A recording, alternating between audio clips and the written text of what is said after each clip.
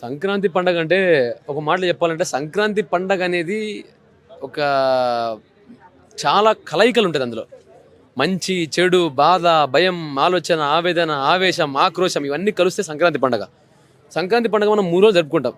First రోజు వచ్చేసి భోగి జరుపుతాం. తర్వాత మళ్ళీ సంక్రాంతి, మకర సంక్రాంతి అంటాం. 3వ రోజు కనుమ. ఈ 3 రోజులు మనకి 3 రకాలైనటువంటి స్వభావాలతో జరుపుకుంటాం. ఫస్ట్ థింగ్ సంక్రాంతి పండగ అనేది ఒక మాట చెప్పాలంటే హిందువుల పండగ ఒకటే కాదండి. క్రిస్టియన్స్ పండగ, ముస్లిమ్స్ పండగ, మనుషుల పండగ అంటాం ఫస్ట్ థింగ్. ఎందుకంటే సంక్రాంతి అనేది కోతల పండగ. కోతలు అంటే ఎవరు? కోత కోసేవారు ఎవరు? రైతులు కోత కోస్తారు. రైతు అనేవాడు ఓన్లీ హిందువులకేనా, ముస్లింలకేనా, క్రిస్టియన్స్కేనా? అందరికి కదా. అందరికి పండిస్తారు, అందరికి తినిపించేవాడు రైతు. సో ఎటువంటి కులాల మతాలు ఏం పెట్టుకోకుండా చేసుకునే ఏకైక పండుగ సంక్రాంతి పండుగ. అందరికీ ఉంది ఆ పండుగ. సో చాలామంది తెలియకపోవచ్చు. బట్ సంక్రాంతి అనే పండుగ కోతల పండుగ కాబట్టి రైతుల కష్టం అది. సో రైతుల కష్టం కాబట్టి ఆ పండుగ అందరూ జరుపుకోవాలి. కులాలకు మతాలకు అతీతంగా జరుపుకునే పండుగ సంక్రాంతి పండుగ. ఎందుకంటే రైతు అనేవాడు అందరికి పెట్టేవాడే. నీకు పెట్టాలి, నాకు పెట్టను అనేది లేదు. సో రైతు అనేవాడిని అందరికి గౌరవిస్తారు. నాకు ఓన్లీ నేను వీళ్ళకే పెడతా, ఈ మతం వాళ్ళకే పెడతా, ఈ కులం వాళ్ళకే పెడతాను లేదు.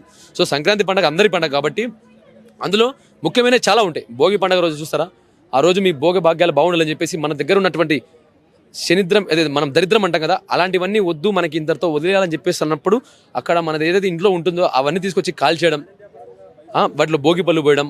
పిల్లలకు కూడా భోగి పళ్ళు పోసేవారు. పిల్లలకి భోగి పళ్ళు అని చెప్పేసి భోగి పళ్ళు పోస్తారు. పోయడం వల్ల వాళ్ళు భోగ భాగ్యాలతో ఉండాలని చెప్పేసి పోయడం. ఇది ఒక విశిష్టత. రెండో సంక్రాంతి అంటారా, కోతలు కోసేస్తారు రైతులు. కోతలు కోసేసిన రైతు తన బియ్యం బస్తాల నుంచి ఎంతో కొంత ఇస్తారు. పేదవాళ్ళకి కానీ, లేకపోతే లేని వాళ్ళకి కానీ, లేకపోతే ఎవరికైనా ఉన్నవాడికి అనుకుంటే ఉన్నవాడికి కానీ ఎవరికొరికి ఇస్తారు. తన దానం చేస్తాడు రైతు. నేను భూమిని నమ్ముకున్నా, నా భూమి నాకు ఇంత ఇచ్చింది కాబట్టి నేను ఇచ్చినందుకు ఈ భూమి మీద ఉన్న ప్రజలకు ఎంతో కొంత అని చెప్పేసి ఆయన కూడా ఎంతో కొంత ఇస్తారు రైతు. దాని తర్వాత కనుమ అంటారా, కనుమ రోజు మీరు అన్ని బాధలు భయాలు మర్చిపోయి స్వామివారి పారవేయడం జరుగుతుంది. స్వామివారిని ఊరేగించుకుంటూ ఊరు బయట తీసుకెళ్ళి అక్కడ వివిధ కార్యక్రమాలు జరుగుతాయి. ఆట పోటీలు కానీ జరిగిన తర్వాత ఇది పూర్వం మన రాముల వారి యుగం నుంచి వస్తుంది. త్రేతాయుగంలో రాముల వారి యుగం నుంచి వస్తుంది ఇది.